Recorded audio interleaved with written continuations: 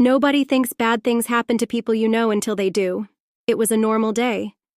I got up and ran the shower, brushed my teeth and hair, put on my makeup and gathered up my things. I had the pleasure of sitting in bumper-to-bumper traffic every morning. The joy it brought me still remains unmatched.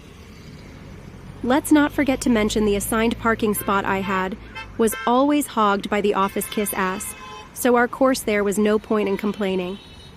I worked at an office downtown. It was your typical office with cubicles and the head honchos in their nice offices with big windows and big egos to match. I hated it. Every minute of this job felt like an eternity.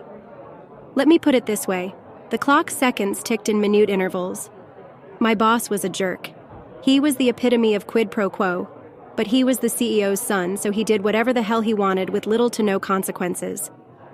My neighboring cubicle's habitant smelled of stale cigarettes and old burnt coffee. I entered data for an accounting firm.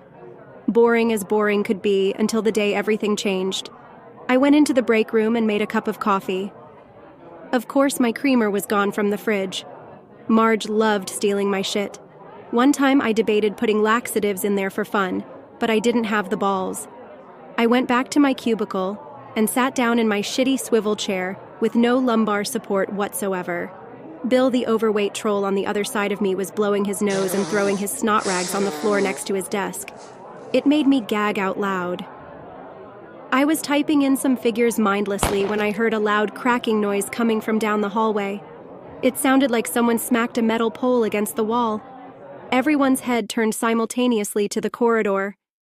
The old guy Hank across from me lowered his bifocals, stood up quickly and said, "What the hell was that?" Under my breath, I muttered, "Wow, Hank, you can hear that, but you can't hear your phone ringing off the damn hook." Shortly after he spoke, another loud crack rang out. This time it sounded closer and didn't sound like a stick, it was more distinct. It was a big office, so you could tell whatever it was got closer pretty quickly. I felt a sinking feeling in my chest. Panic started setting into the office. The boss emerged from his suite. He seemed annoyed that he had to leave his throne and hushed us all and told us to get back to work. He walked toward the corridor. As he crossed the threshold, another crack rang out. He dropped to the floor.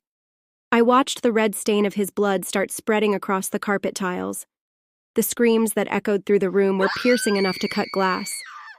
The chaos that pursued was unlike anything I'd ever seen before. I felt paralyzed. As much as I wanted to run, I physically couldn't.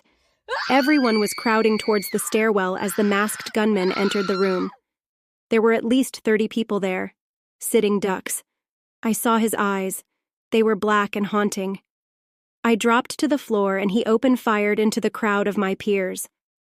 I'll never forget hearing them cry out for mercy and for God to save them. I crawled along the cubicles to the emergency exit on the other side of the office. I knew that if I slipped out the door, the alarm would sound, giving away my location, so I diverted. I always wondered how he didn't see me. I feel like there was an angel creating an invisibility cloak around me that day.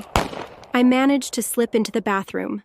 The window was high and small, so there wasn't a chance I could escape from there. I ran and locked the door and entered the stall and tucked my feet up so no one could see me from the bottom. Eventually, the shots ceased. After a while, the police did a sweep and collected those of us lucky enough to escape and hide. I don't know how I survived that day. A lot of people were lost. The guy who committed the act took his own life when he was satisfied with the massacre he orchestrated. I guess his wife was having an affair with our boss and the dude went postal. As for me, I never worked in an office again. I opted to move across the country and work from home. You guessed it, data entry. Although I do miss those lovely morning commutes. There's just something about traffic that is therapeutic. After many years of therapy, I'm still not the same. Don't think I ever will be. Someone was watching out for me that day. Maybe someday I'll find out who